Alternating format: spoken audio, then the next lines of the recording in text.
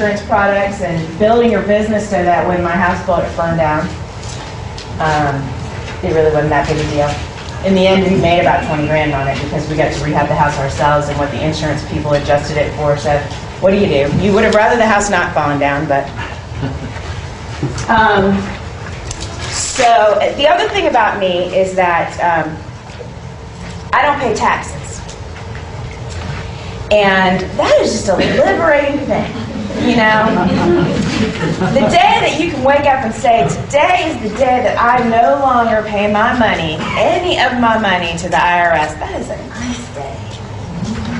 When you take 24 rental properties and you figure there's about $4,000 per property in depreciation every year I get to write off, and that is a non-cash loss.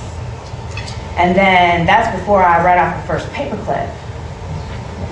I can make about 200 grand a year and never pay a penny to Uncle Sam. That is a beautiful thing. I don't even care if I cash flow 1 year. To be totally straight with you, I want to, that's my goal. But if I have to replace a roof or I have some vacancies or whatever, if my business loses 10 grand in a year, I don't sweat that, because the government gave me 60 that they would have taken and put in their free pocket that they're helping me to do my real estate investing business. So anyway, the other thing, I'm going to give you a little example about how I do my business. And I'll give you an example. It's very similar to the examples that Charles gave you about buy and hold versus refinance. And before I give you this example, I'm going to admit completely straight up from the front that I am a little subjective here. Because if you do what I'm getting ready to tell you to do, what to do, I make money. So there's my disclaimer. I still think it's the right thing for you to do because I did it to build my net worth. Now, I've got one more piece of commentary on investing. Really, there is no wealth building strategy out there like real estate investing. You almost can't avoid becoming wealthy long term with real estate investing. The power of compounding appreciation over a long period of time on a property that you have none of your own money in is phenomenal. Your tenant paying off your mortgage is phenomenal. The tax benefits, unbelievable. If you do real estate investing in a methodical way, there is almost no way to build wealth better than that. Now, the other side of that is that the short term of that is tough. Rates are higher, rental rates are lower right now, interest rates are higher. Short-term cash flow is painful right now. And so you'll hear me counsel you about that when we talk about programs. You know, we're going to lean towards interest-only programs to keep those payments as low as possible because cash is king. Right? When you do your cash out, I'm going to say take that money and put it somewhere we can get at it. If the water heater goes out or the air conditioning goes out. So I'm always going to be trying to help you focus on the cash flow in the short term because that is the tough part of our business model right now. You almost cannot avoid becoming rich investing in real estate in Atlanta. I mean, the numbers are phenomenal about the growth of the area and especially on the south side. Okay, so now let's have the question of should you buy a property, hold it, or buy a property and sell it? If you buy a property and hold it, so let's say you buy a property for $80,000, and I really was going to write these up for you, but if you buy a house for $80,000 and you put $15,000 into the repairs, what did I do? No, keep going. Okay. If you buy a property for $80,000 and you put $15,000 in it, you're going to pay maybe $6,000 in closing costs to build a new escrow account for that new loan. And you're going to have probably, let's say, $3,000 in holding costs for that property. So if you bought a house for $80,000, you'd have $104,000 in it. If the after repair value of that property is $150,000, than if I do an 80% cash out. And I like that number.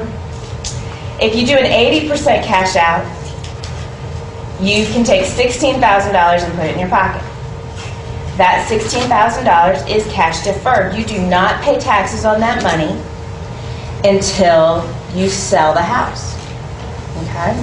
It is not a taxable event to refinance your property.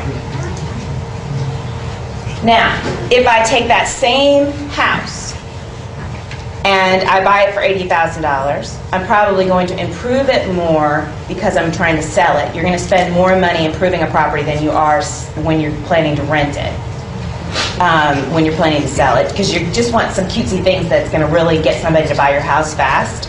So let's say our repairs are $5,000 more. We have similar closing costs because the buyer's probably going to want us to pay some closing costs. I may give a $5,000 discount. Charles was talking about $25,000, so maybe I was being conservative there. And you're going to have a little bit longer holding costs, so I said $6,000 in holding costs instead of $3,000. And you're going to have real estate agent expenses, because realistically that's the fastest way to sell a property in this market.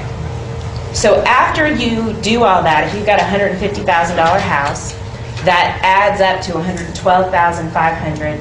So the difference is $22,500 that you put in your pocket. Is that a capital gain? Yes. No. That is real income. If you buy a property, rehab it, and sell it within 12 months, it is real income. It is subject to self-employment taxes of about 15%, 13 to 15, FICA, FUTA, all that stuff. And it is subject to income taxes. So if you're in the 30% tax bracket, that can be a very significant impact. If you keep that property for 1 year, now you've got a capital gain. So you can swing from 50% in taxes to 22% in taxes by just keeping a property for 1 year, to rent it, for refinance it and rent it for 1 year. Once again, I'm a little biased on this topic. But I suggest that you at least consider it. Plus, my personal opinion is that the real wealth in our business is long-term wealth.